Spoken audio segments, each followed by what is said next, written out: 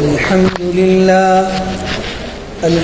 لله نحمده ونستعينه ونستغفره ونؤمن به ونتوكل عليه ونعوذ بالله من شرور أنفسنا ومن سيئات أعمالنا من يهده الله فلا مضل له ومن يضلله فلا هادي له وأشهد أن لا إله إلا الله وحده لا شريك له وأشهد أن سيدنا ومولانا محمدا عبده ورسوله صلى الله تعالى عليه وسلم أما بعد فأعوذ بالله من الشيطان الرجيم بسم الله الرحمن الرحيم يا أيها الذين آمنوا لا تتخذوا اليهود والنصارى أولياء بعضهم أولياء بعض ومن يتولهم منكم فإنه منهم إن الله لا يهدي القوم الظالمين وعن ابن عمر رضي الله تعالى عنهما قال رسول الله صلى الله عليه وسلم من تشبه بقوم فهو منهم صدق الله العظيم. قابل احترام دینی بھائیوں اور عزیز طلباء، آج جس عنوان پر گفتگو کرنی ہے، ایک جملے میں اسے یہ کہا جا سکتا ہے کہ ہمیں بحیثیت مسلمان اسلامی طور طریقے، اسلامی تہذیب و تمدن کو اپنانا چاہیے، اور اس کے علاوہ دنیا کے اندر جو بھی طور طریقے، جو بھی تہذیب، کلچر موجود ہیں، اس سے ہمیں اپنے آپ کو بہت دور رکھنا چاہیے. عام طور پر تو گفتگو کا خلاصہ بعد میں بیان کیا جاتا ہے، ہم نے پہلے ہی بیان کر دیا. آج اسی عنوان سے ہم آپ کے سامنے اس بات کی کوشش کریں گے کہ اس سلسلے میں ہماری شریعت نے ہمیں کیا تعلیم دی ہے. ہماری شریعت نے اس سلسلے میں ہمیں کیا تعلیم دی ہے، قرآن کریم اس حوالے سے کیا کہتا ہے، جناب رسول اللہ صلی اللہ علیہ وسلم کی مبارک تعلیم اس سلسلے میں کیا ہے، اور آپ کے جانثار صحابہ رضوان اللہ تعالی علیہم اجمعین نے کیا طریقہ اپنایا اور ان کا کیا فرمان ہے، وہ آپ کے سامنے اولاً پیش کیے جائیں گے. اس کے بعد ہم کوشش کریں گے کہ اپنے معاشرے میں اس بات کا جائزہ لیں کہ کن کن چیزوں میں ہم اسلامی تہذیب و تمدن، اسلامی طور طریقے کو فالو نہیں کر رہے ہیں. ہمارا جو لائف اسٹائل ہے اس میں ہم غیروں کی کاپی کر رہے ہیں، ان کو فالو کر رہے ہیں. اور تیسرے نمبر پر یہ کوشش کی جائے گی کہ یہ جو ہم نے غیروں کے طریقے کو اپنے معاشرے میں، اپنی زندگیوں میں داخل کر لیا ہے، اس کا نقصان کیا ہے. تو سب سے پہلے خطبے میں بطور عنوان جو میں نے آیت پڑھی ہے، اللہ تبارک و تعالی ایمان والوں سے، مسلمانوں سے یہ خطاب کر رہے ہیں کہ یا ایھا الذین آمنوا لا تتخذوا الیہود والنصارى اولیاء. مسلمانوں، یہودیوں کو، نصرانیوں کو، یعنی کافروں کو، مشرکوں کو، اسلام کے نہ ماننے والوں کو اپنا دوست نہ بناؤ. جو لوگ اسلام کے دشمن ہیں، اسلام کے مخالف ہیں، اللہ کو ایک نہیں مانتے، جناب رسول اللہ صلی اللہ علیہ وسلم کو اللہ کا نبی تسلیم نہیں کرتے، آخری پیغمبر نہیں مانتے، ایسے لوگوں کو آپ دوست نہ بنائیں۔ بعضهم اولیاء بعض، وہ تمہارے دوست ہو بھی نہیں سکتے ہیں، وہ خود ایک دوسرے کے دوست ہیں۔ بعضهم اولیاء بعض، وہ ایک دوسرے کے دوست ہیں۔ ومن يتولهم منكم فإنه منهم، اور سن لو وعید، دھمکی، کہ اس ممانعت کے باوجود بھی ہم نے منع کر دیا ہے کہ کافروں کو، مشرکوں کو، اللہ کے دشمنوں کو اپنا دوست نہ بناؤ، لیکن اس کے باوجود بھی اگر مانتے نہیں ہو، وَمَن يَتَوَلَّهُم مِّنكُم، تم میں سے جو بھی ان سے دوستی کرے گا، فَإِنَّهُ مِنْهُمْ، تو یہ بھی انہی میں سے شمار ہوگا۔ اور یہ بات بہت تجربے کی ہے، مشاہدے کی ہے، کہ جب انسان کسی سے تعلق رکھتا ہے، دوستی رکھتا ہے، تو اس کے دل کا میلان اس کی طرف ہوتا ہے، اور پھر اس کے طور طریقے کو، اس کے لائف اسٹائل کو فالو کرنے لگتا ہے، کاپی کرنے لگتا ہے۔ یہ بالکل واضح بات ہے، جس سے آپ کو دوستی اور تعلق ہوگا، اس کے طور طریقے کو آپ اپنانے لگیں گے، اس کے مطابق عمل کرنے لگیں گے۔ یہ قرآن کریم کی ایک آیت ہے جس میں اللہ تبارک و تعالیٰ نے ان لوگوں سے دلی تعلق رکھنے کو منع کیا۔ ایک بات یہاں پر بتاتے چلوں کہ اس کا یہ مطلب نہیں ہے کہ مسلمانوں کو یہ کہا جا رہا ہے کہ غیر مسلموں سے، یہودیوں سے، عیسائیوں سے، مشرکوں سے کسی بھی طرح کا تعلق نہیں رکھنا ہے، یہ بات نہیں کی جا رہی ہے۔ اسلام ہمدردی کی بات کرتا ہے، پریشان حال ہے تو اس کی پریشانی کو دور کرنے کی بات کرتا ہے، کوئی اور دکھ میں ہے اچھے اخلاق ان کے ساتھ پیش کرنے کی بات کرتا ہے، یہ دوسری چیز ہے۔ اور کسی سے دلی تعلق رکھنا، اس کو اپنا دوست سمجھنا، اور جب کسی سے دوستی ہوتی ہے، تعلق ہوتا ہے، تو بسا اوقات انسان اپنے دل کی بات بھی اس سے کہہ جاتا ہے۔ اب سوچئے کہ یہ اللہ کے دشمن، اللہ کے نبی کے دشمن، اگر ہم ان سے دوستی تعلق رکھیں، ہو سکتا ہے کہ کبھی ہم اپنی دین اور اپنی مسلمانوں کی ایسی بات بھی اس بنا پر ان سے کہہ جائیں جو کہنے کی نہیں تھی، تو ہو سکتا ہے نقصان ہو جائے۔ تو دلی تعلق، دوستی، اور جس کا نتیجہ یہ ہوتا ہے کہ آدمی پھر انہی کے طور طریقے کو اپنانے لگتا ہے جس سے اس کو تعلق ہو جاتا ہے، اس سے منع کیا ہے۔ اس لیے یہاں پر بھی یہ بات ذہن میں رکھنے کی ہے، کبھی کسی کو الجھن ہو جائے کہ اسلام بالکل ان سے دور رہنے کو اور ان سے قطع تعلق کرنے کو کہتا ہے، یہ بات نہیں ہے۔ یہ قرآن کریم کی ایک آیت۔ دوسری آیت ہے سورۃ البقرہ کی، اللہ تبارک و تعالیٰ فرماتے ہیں وَلَن تَرْضَ عَنْكَ الْيَهُودُ وَلَا النَّصَارَى حَتَّى تَتَّبِعَ مِلَّتَهُمْ،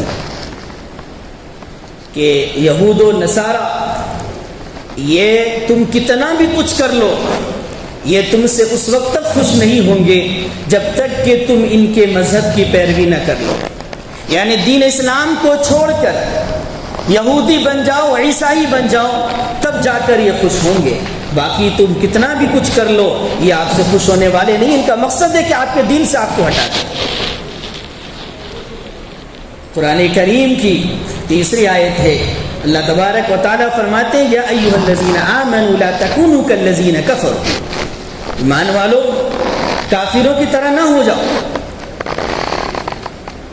ایک اور جگہ پر اللہ تبارک و تعالیٰ نے فرمایا ولا ترکنوا الی الذین ظلموا فتمسکم النار۔ یہ مختلف قرآن کریم کی آیتیں ہیں جس میں اللہ تبارک و تعالیٰ مسلمانوں کو یہ حکم دے رہے ہیں اور یہ بات بتا رہی ہیں کہ آپ کو ان کے طرح نہیں ہو جانا ہے، ان کے طور طریقے کو نہیں اپنانا ہے، یہ چند آیتیں ہیں، وقت کی تنگی کی وجہ سے بہت زیادہ اس کو کھولنے کے بجائے مفہوم کوئی بات زیادہ مشکل نہیں ہے۔ آگے بڑھیے، کچھ احادیث شریفہ آپ کے سامنے پیش کرنے کی کوشش کریں گے۔ حدیث شریف کے اندر مختلف میدان میں ان سے دور رہنے اور ان کے طور طریقوں کو نہ اپنانے کی بات فرمائی گئی، حتیٰ کہ عبادات اچھی چیز ہے، لیکن جناب رسول اللہ صلی اللہ علیہ وسلم نے مسلمانوں کو یہ حکم دیا کہ عبادات میں بھی یہودیوں اور عیسائیوں کے غیروں کے طور طریقے کو نہ اپناؤ۔ عبادات کے اندر بھی عام زندگی کے جو دوسرا طور طریقہ ہے، دوسرا کلچر ہے، وہ تو الگ، اس میں تو اپنانا نہیں۔ عبادت تو اچھی چیز ہے، لیکن اس میں بھی کہا گیا کہ جس طریقے سے وہ عبادت کرتے ہیں اس طریقے سے آپ عبادت نہ کریں۔ ابھی یہ محرم الحرام کا مہینہ ہے، اب لوگوں نے اس میں روزہ رکھا، 9 تاریخ کو بھی روزہ رکھا اور 10 کو بھی رکھا، بعضوں نے 10 کو رکھا اور بعضوں نے 11 کو رکھا، 10 اور 11 کو رکھا۔ اب دیکھیے یہاں پر اس کا پس منظر آپ کو معلوم ہوگا، بہت سے طلبہ کو تو معلوم ہوگا کہ جناب رسول اللہ صلی اللہ علیہ وسلم مدینہ منورہ تشریف لائے تو 10 محرم الحرام کو آپ نے مسلمانوں کو حکم دیا، صحابہ کو حکم دیا کہ 10 محرم کو روزہ رکھیں۔ جب حضور علیہ الصلوۃ والسلام نے 10 محرم کو روزہ رکھنے کا حکم دیا تو حضرات صحابہ نے عرض کیا کہ یا رسول اللہ، یہ 10 محرم کو آپ روزہ رکھنے کو کہہ رہے ہیں، انہ یوم تعظمہ الیہود والنصارى، یہ 10 محرم کا دن تو ایسا ہے کہ جس کی یہود و نصارہ، عیسائی اور یہودی یہ اس کی تعظیم کرتے ہیں، یہ تو وہ دن ہے۔ حضور علیہ الصلوۃ والسلام نے فرمایا فَإِذَا كَانَ الْعَامُ الْمُقْبِلِ إِنشَاءَ صُمْنَا الْيَوْمَ التَّاسِعَ، کہ اچھا یہ بات ہے تو ہمیں عبادت میں ان سے مشابہت اختیار نہیں کرنی ہے، لہذا آئندہ سال ہم 9 تاریخ کا بھی روزہ رکھیں گے۔ یہ بات حضور علیہ الصلوۃ والسلام نے فرمائی تاکہ ان کی عبادت کا جو طریقہ ہے، جس دن وہ عبادت کرتے ہیں ہم بھی اسی دن روزہ رکھے عبادت کریں، تو ان کی عبادت سے ہماری عبادت مشابہ ہو جائے گی، ان کی طرح ہو جائے گی۔ اس سے بھی بچنے کی کوشش کی گئی اور حضور علیہ الصلوۃ والسلام نے فرمایا کہ آئندہ سال انشاءاللہ ہم 9 تاریخ کا بھی روزہ رکھیں۔ یہ اتفاقی بات تھی، بلکہ اتفاقی کیا بلکہ اللہ تبارک و تعالیٰ کی طرف سے چیز متعین تھی کہ آئندہ سال حضور علیہ الصلوۃ والسلام باحیات نہ رہ سکے، دنیا سے آپ تشریف لے گئے اور باضابطہ طور پر 9 تاریخ کا روزہ آپ نہ رکھ سکے، لیکن آپ نے اسی وقت یہ بات بتا دی کہ آئندہ اس طریقے سے عبادت ہمیں نہیں کرنی ہے، ان کے طریقے سے ہٹ کر عبادت کرنی ہے۔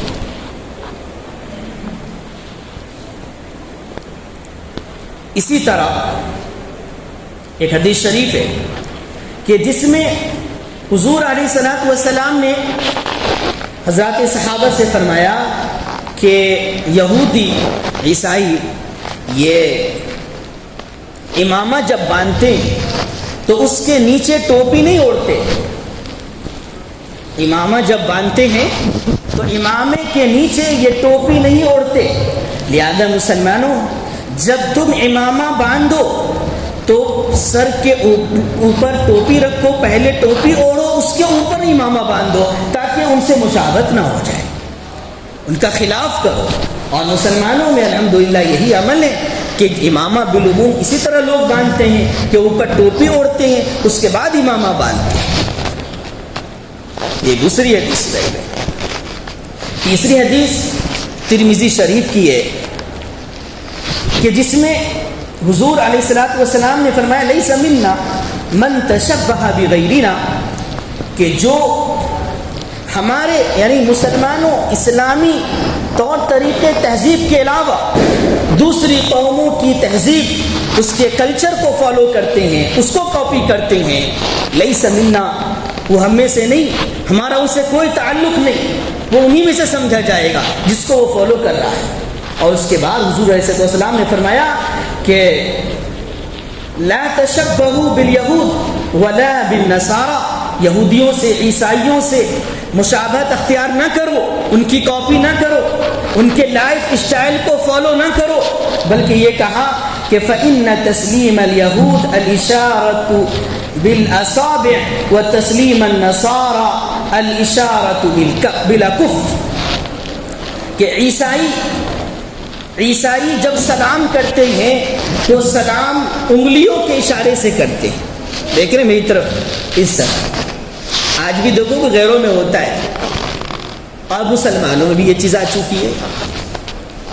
اور فرمایا کہ یہودیوں کی مشابہت سلام کرنے میں اختیار نہ کرو، اس لیے کہ یہودی جو سلام کرتے ہیں وہ ہتھیلی کے اشارے سے، کیا حال ہے یہ دیکھو میری طرف، اس طرح بالعموم لوگ سلام کرتے ہیں۔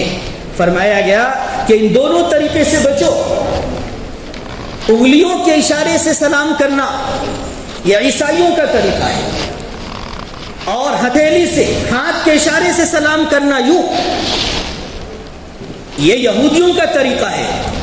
مسلمانوں کا طریقہ یہ ہے کہ زبان سے سلام کیا جائے، السلام علیکم ورحمۃ اللہ، اور زبان سے جواب دیا جائے، اللہ یہ کہ کوئی عذر ہو، جس کو آپ سلام کر رہے ہیں وہ دور ہے تو زبان سے کہنے کے ساتھ ساتھ ہاتھ کا بھی اشارہ کر دیے، یہ اور بات ہے، لیکن طریقہ یہی کہ جب بھی ہم سلام کریں تو انگلیوں کے اشارے سے سلام کریں، ہتھیلی کے اشارے سے سلام کریں، یہ یہودیوں اور عیسائیوں کا طریقہ ہے، اسلامی طریقہ یہ نہیں ہے۔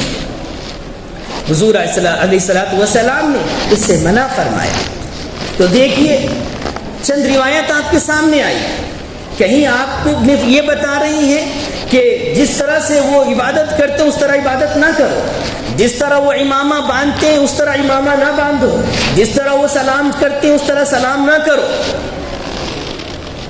ایک اور حدیث شریف کے اندر ہے کہ حضور علیہ السلام نے فرمایا کہ یہودی صرف ازار پاجامہ استعمال کرتے ہیں، مسلمانوں سے کہا گیا کہ تم دونوں استعمال کرو، پاجامہ بھی استعمال کرو، ضرورت پر لنگی بھی استعمال کرو۔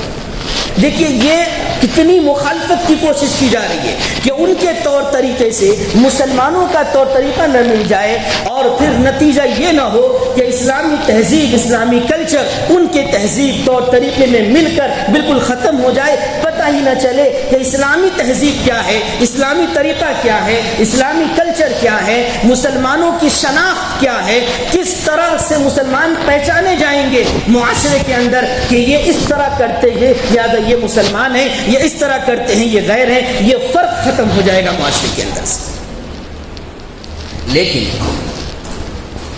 افسوس ہے، بہت زیادہ افسوس ہے کہ آج مسلمان معاشرے کے اندر، ابھی میں بتاؤں گا کچھ چیزوں کی نشاندہی کروں گا کہ کن کن چیزوں میں ہم زندگی کے کن کن شعبے میں ہم غیروں کی نقل کر رہے ہیں، اور اسلام کی جو تہذیب ہے، جو طریقہ ہے، اس سے ہم دور ہوتے چلے جا رہے ہیں۔ یہ چند احادیث آپ کے سامنے۔ حضرت عمر رضی اللہ تعالی عنہ نے اپنے دور خلافت کے اندر باضابطہ طور پر اپنے گورنروں کو، اپنے سی ایم کو اس بات کا حکم بھیجا، یہ فرمان جاری کیا کہ مسلمانوں کو بتاؤ کہ مسلمان اپنے تہذیب طور طریقے کے مطابق رہیں، حتیٰ کہ حضرت نے لباس کی بھی تعین فرمائی کہ مسلمانوں کا لباس کیسا ہونا چاہیے، مسلمانوں کا کرتا کیسا ہونا چاہیے، اس کا پاجامہ کیسا ہونا چاہیے، حتیٰ کہ حضرت نے یہ بھی فرمایا کہ مسلمانوں کے جوتے کیسے ہونے چاہیے، پہچانے جائیں، وہ اپنے لباس سے، وہ اپنے ظاہری چال ڈھال سے، وہ اپنے ظاہری پہننے اوڑھنے سے، اٹھنے بیٹھنے سے وہ پہچانے جائیں کہ یہ مسلمان ہیں۔ اور اسی کے ساتھ ساتھ جب شام کو فتح کیا حضرت عمر رضی اللہ تعالی عنہ نے، تو شام کے جو عیسائی تھے ان کو تفصیلی طور پر یہ پیغام بھیجا کہ تم ہمارے ماتحت رہو گے لیکن تم مسلمانوں کے طور طریقے کو نہیں اپناؤ گے، تفصیلات ہیں اس کی۔ میں اجمالی طور پر یہ بات کہہ رہا ہوں کہ مسلمانوں کے طور طریقے کو نہیں اپناؤ گے، یہ فرمایا حضرت، اور اس کی تفصیلات بیان کر دی کہ جس طرح مسلمان پہنتے ہیں ویسا نہیں پہننا ہے تمہیں، جس طرح مسلمان حتیٰ کہ جو جوتا جس طرح کا جوتا مسلمان استعمال کرتے ہیں، حضرت نے یہ بھی فرمایا ان لوگوں سے کہ تم اس طرح کا جوتا بھی نہیں پہن سکتے، اور بہت سی چیزیں۔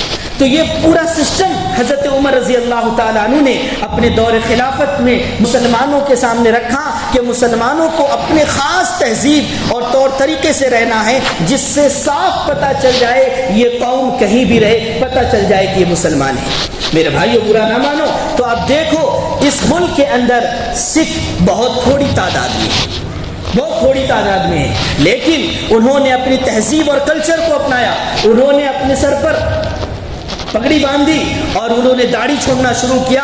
آج ایک سکھ بھی ہزاروں کے مجمع میں ہوگا تو پہچان لیا جاتا ہے کہ یہ سکھ ہے، لیکن ہزاروں کے مجمع میں اگر 100 مسلمان بھی موجود ہوں تو معاف کیجیے گا پہچاننا بہت سی مرتبہ دشوار ہو جاتا ہے۔ جی ہاں، یہ کیا بات ہے؟ وجہ کیا ہے؟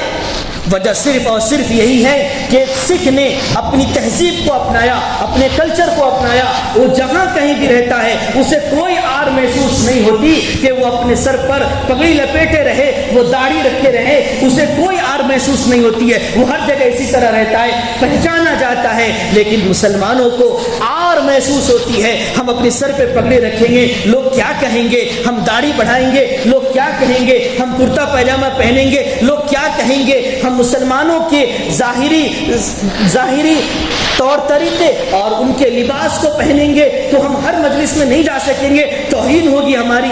یہ احساس ہے کہیں نہ کہیں ہمارے اور آپ کے دلوں میں، یہی وجہ ہے کہ ہم اسلامی طور طریقے لباس کو چھوڑتے ہیں اور پھر پہچان ہماری ختم ہو جاتی ہے کہ ہم کیا ہیں۔ یہ قرآن کریم کی آیت، یہ حدیث شریفہ، یہ حضرت عمر رضی اللہ تعالیٰ عنہ کا فرمان میں نے آپ کے سامنے رکھا جس یہ بتانے کے لیے کہ مسلمانوں کو اپنے خاص امتیاز اور اس کے اوصاف کے ساتھ رہنا چاہیے، اپنے طور طریقے اپنے کلچر کو اپنانا چاہیے۔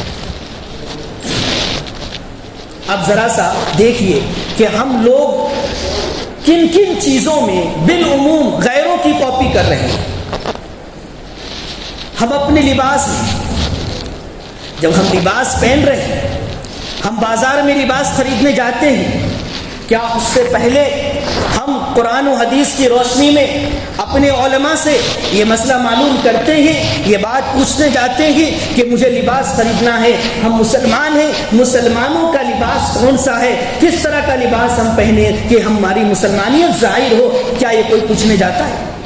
بازار میں ہم جاتے ہیں اور اس وقت کا جو نیا لباس چل رہا ہوتا ہے، کسی ایکٹر نے پہنا ہو، کسی اور نے پہنا ہو، اس کی کاپی کر کے ہم خرید کر لے کے خود بھی استعمال کرتے ہیں، اپنے بچوں کو بھی پہناتے ہیں، عورتوں کو بھی اسی طرح کا لباس پہنا کے دیتے ہیں۔ کیا میرے بھائیوں یہ بتائیے کہ کیا ہمارے دین نے جناب محمد رسول اللہ صلی اللہ علیہ وسلم نے ہمیں لباس پہننے کا طریقہ نہیں بتایا ہے؟ ہمیں کس طرح کا لباس پہننا چاہیے اس کی تفصیلات ہمارے دین میں موجود نہیں ہے۔ مسلمانوں کا لباس کیسا ہونا چاہیے اس کے بارے میں ہمارا دین خاموش ہے، اس کی تعلیم نہیں دی گئی ہے۔ ساری تفصیلی تعلیمات موجود ہے، لیکن کون ایسا مسلمان ہے؟ ماشاءاللہ ہے، ایسا نہیں کہہ سکتے، لیکن ایک بڑی تعداد ہماری ایسی ہے کہ جو بازار جا کر غیروں کے طریقے کا جو لباس ہے وہ خرید کر کے لے آتے ہیں اور پہنتے ہیں۔ ہم حجام کی دکان پر بال کٹانے کے لیے جاتے ہیں، کیا ہم نے مسئلہ معلوم کیا ہے؟ اپنے علماء سے پوچھا ہے کہ میں مسلمان ہوں اور مسلمان ہوں تو ہمارے دین نے، ہمارے پیغمبر نے ہماری پوری رہنمائی کی ہے۔ جناب رسول اللہ صلی اللہ علیہ وسلم جو زندگی گزار کے دنیا سے چلے گئے، حضرات صحابہ کے سامنے جو زندگی کا نمونہ پیش کیا، آپ نے اپنی زندگی میں بال کٹایا یا نہیں کٹایا؟ حضور نے تو بال کٹایا ہے نا، تو ہم کو پوچھنا چاہیے تھا اپنے علماء سے کہ ہمارے پیغمبر کا بال کیسا ہوتا تھا، ہم ویسا ہی بال جا کر کٹوائیں گے۔ لیکن میرے بھائیوں 10-20 طرح کی تصویریں نائی حجام کی دکان پر لگی ہوئی ہے، وہ غیروں کی تصویریں ہیں، وہ ایکٹر کی تصویر ہے، وہ ہیرو کی تصویر ہے، وہ کرکٹر کی تصویر ہے، وہ فٹ بالر کی تصویر ہے، ہم اس کے مطابق کہتے ہیں کہ ہمارا ایسا بال کاٹ دو۔ ہمارے چھوٹے معصوم بچے کو بھی لے جاتے ہیں، افسوس کی بات ہے ان معصوم بچے کا بال اس ایکٹر کے بال کے مطابق کٹواتے ہیں۔ کیا یہی پیغمبر نے تعلیم دی ہے؟ یہی پیغمبر کی سنت ہے؟ کیا پیغمبر نے اسی طرح بال کٹوایا تھا؟ کیا ہم مسلمان ہونے کی حیثیت سے کیوں نہیں سوچتے ہیں کہ ہمیں بال کٹانا ہے تو اپنے پیغمبر کے بال کے مطابق بال کٹوانا ہے؟ تعلیمات موجود ہیں لیکن ہم یہ نہیں سوچتے. کھانے پینے میں آ جائیے. آج مسلمانوں کے گھروں میں طریقہ چل پڑا ہے کہ وہ ٹیبل کرسیوں پر بیٹھ کر کھانے لگے. نیچے بیٹھ کر کھانے کا رواج ختم ہوتا جا رہا ہے. نیچے زمین پر بیٹھ کر دسترخوان بچھا کر تواضع کے ساتھ کھانے کا سسٹم. اور بالعموم معافی چاہتا ہوں مالدار لوگوں سے, جو مالدار ہیں وہ تو سوچتے ہیں کہ ہم بیٹھ کر کھائیں تو پھر ہم مالدار کیسے ہیں, یہ تو ہماری مالداری کے خلاف ہے. جب پیسے آ گئے تو زندگی کا لیول وہ اوپر بڑھانا شروع کرتے ہیں. اور بڑھانے سے یہ مراد نہیں کہ اچھا کھا لیجیے, اچھا پہن لیجیے, اچھی گاڑی میں سواری کر لیجیے, یہ نہیں. یہ تو اچھی چیزیں کوئی منع نہیں کرتا, لیکن غیروں کے طریقے کو اپنانے لگتے ہیں اور اس سے ظاہر کرتے ہیں کہ اب ہم یہ مناسب نہیں ہے کہ ہم نیچے بیٹھ کر کھانا کھائیں. میرے بھائیوں, حدیث شریف کے اندر جناب رسول اللہ صلی اللہ علیہ وسلم کے بارے میں فرمایا گیا کہ حضور علیہ الصلوۃ والسلام نے زندگی میں کبھی بھی اوپر بیٹھ کر کھانا نہیں کھایا.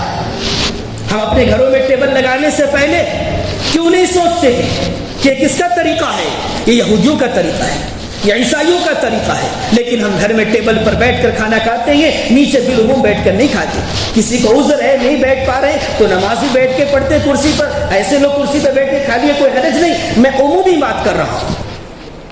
تو کھانے میں بھی دیکھیے تو ہمارا طور طریقہ یہی ہے کہ ہم غیروں کی نقل کر رہے, کھانے میں بھی, لباس میں بھی, بال میں بھی. اور آگے بڑھ کر بہت سی مرتبہ دیکھنے میں جمعہ کے دن آتا ہے کہ بعض ہمارے مسلمان نوجوان اپنے گلے کے اندر چین ڈالے ہوئے ہیں, ہاتھوں میں کڑے ڈالے ہوئے ہیں. کیا محمد الرسول اللہ صلی اللہ علیہ وسلم نے گلے میں چین ڈالی ہے؟ محمد الرسول اللہ صلی اللہ علیہ وسلم نے اپنے ہاتھ میں کڑا ڈالا ہے؟ حضور نے انگوٹھی پہنی, آپ انگوٹھی پہنی اگر پہننا ہے تو. گھڑی باندھنے کی اجازت ہے, آپ گھڑی استعمال کیجئے, ضرورت کی چیز ہے. لیکن یہ گلے میں چین کس کی نقل ہے؟ یہ ہاتھ میں کڑا کس کی نقل ہے؟ بتائیے. بتانے کی ضرورت بھی نہیں ہے, یہ غیروں کی نقل ہے, بالکل غیروں کی نقل ہے. بلکہ آگے بڑھ کر کانوں کے اندر بھی رنگ ڈال رہے ہیں. گلے میں چین, ہاتھوں میں کڑا, کانوں میں رنگ, یہ کس کی نقل کر رہے ہیں میرے بھائیوں؟ اور ایسے مسلمان جن کا لباس بھی غیروں کا, جس کے گلے میں چین پڑی ہے, جس کے ہاتھ میں کڑے پڑے ہوئے ہیں, جس کے بال بھی غیروں کے طریقے پر ہیں, جس کی اور بھی شکل و صورت ظاہر اس طرح بنی ہوئی ہے. آگے میں بتاؤں گا کہ اس کے نقصانات کیا ہیں.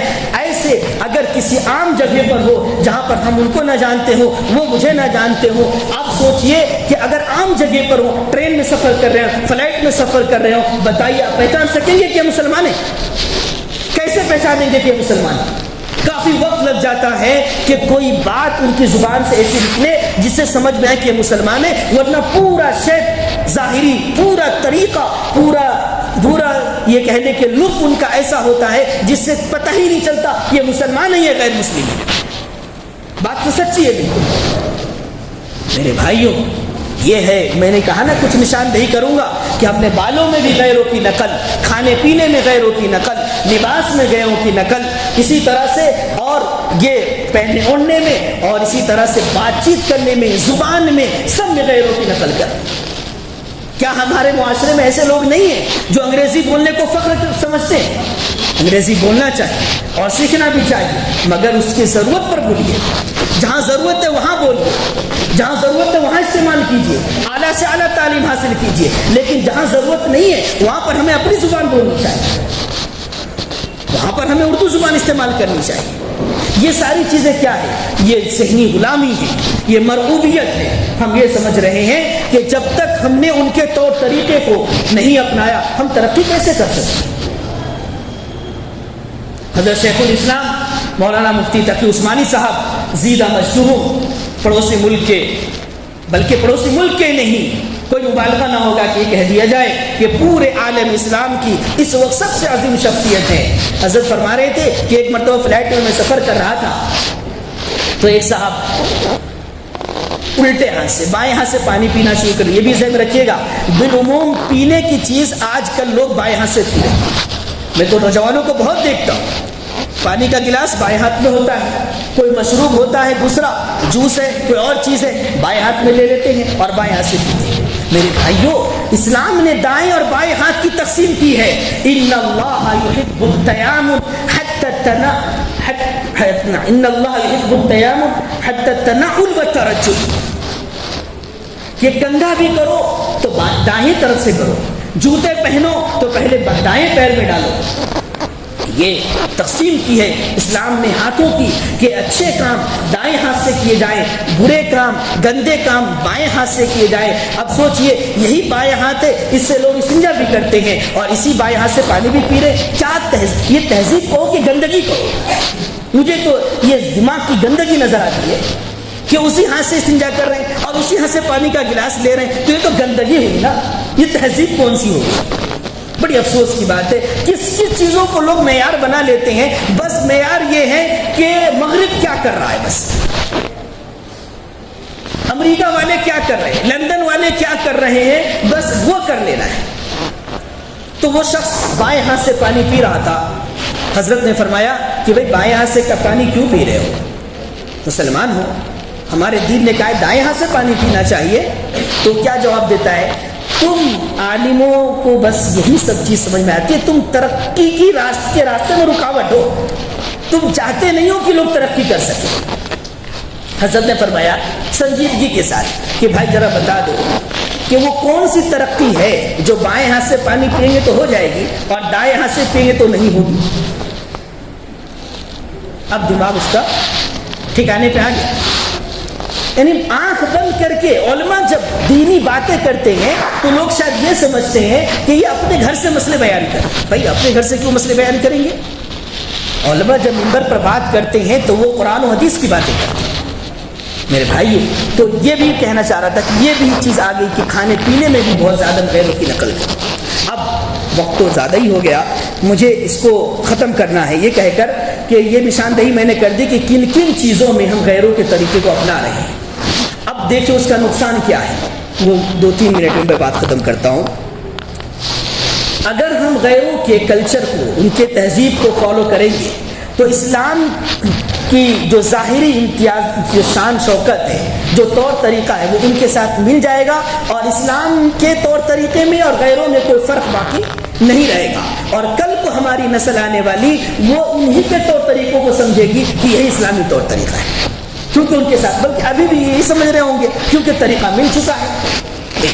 دوسری خرابی یہ ہوگی کہ ہم یہ دینی غیرت کے بھی خلاف ہیں. ہم مسلمان ہیں تو ہماری ایک شناخت ہے، ہمارا ایک لباس کیسا ہونا چاہیے، ہمارا کھانا کیسا ہونا چاہیے، ہمارا پینا کیسا ہونا چاہیے، ہمارا لوگوں سے ملنا کیسا ہونا چاہیے. یہ اس دینی غیرت کے بھی خلاف ہے کہ ہم مسلمان ہو کر اپنے دینی امتیاز کو کھو دیں اور دوسرے کے طور طریقے کو اپنا لیں.